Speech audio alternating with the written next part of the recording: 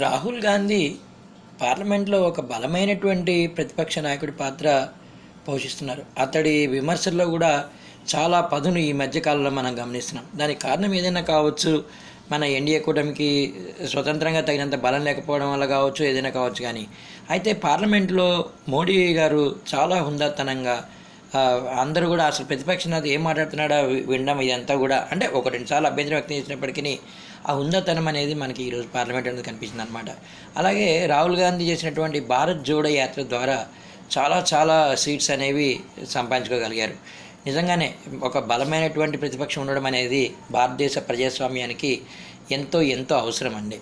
తర్వాత అసలు భారతదేశంలో ఉన్నటువంటి ప్రతి సమస్య పైన ఆయన అనర్గళంగా మాట్లాడినటువంటి విధానం ఏదైతే ఉందో, ఇండియాకి ఒక బలమైనటువంటి ప్రతిపక్షం అనేది ఉంది అని మనకైతే అనిపిస్తుందండి. నిజంగానే వారు వేసినటువంటి కొన్ని ప్రశ్నలకి మన రాజ్నాథ్ సింగ్ గారు కానీ, మన అమిత్ షా గారు కానీ లేచి సమాధానం చెప్పడం, మోడీ గారు కూడా సమాధానం చెప్పడం, ఇదంతా కూడా చాలా పార్లమెంట్ యొక్క ఉందాతనాన్ని కనిపిస్తుంది అనమాట. అయితే ఏంటంటే పార్లమెంట్ అనేది విలువల్ని కాపాడుతూ ప్రజల యొక్క సమస్యలకి ప్రతిబింబంగా ఉండడం అనేది చాలా గొప్పతనం. కాకపోతే రాబోయే రోజుల్లో మాత్రం రాహుల్ గాంధీ గారు దేశానికి ప్రధాన అయ్యేటటువంటి లక్షణాలు మాత్రం సమగ్రంగా కనిపిస్తున్నాయి. ఇది వ్యక్తిగత అభిప్రాయమే కావచ్చేమో కానీ ఒక మార్పు అయితే నేను చూస్తున్నానండి. ఈరోజు పార్లమెంట్లో వారు మాట్లాడేటువంటి విధానం కానీ, బీజేపీ పైన ఎదురుదాడి చేసినటువంటి విధానం కానీ, ఇవన్నీ కూడా ఈరోజు మ్యాక్సిమం ఛానల్స్ అన్నీ కూడా మీరు చూడండి, రాహుల్ గాంధీ మాట్లాడేటువంటి స్పీచెస్ గురించి ఎక్కువ చూపించడం అనేది చూస్తుంది.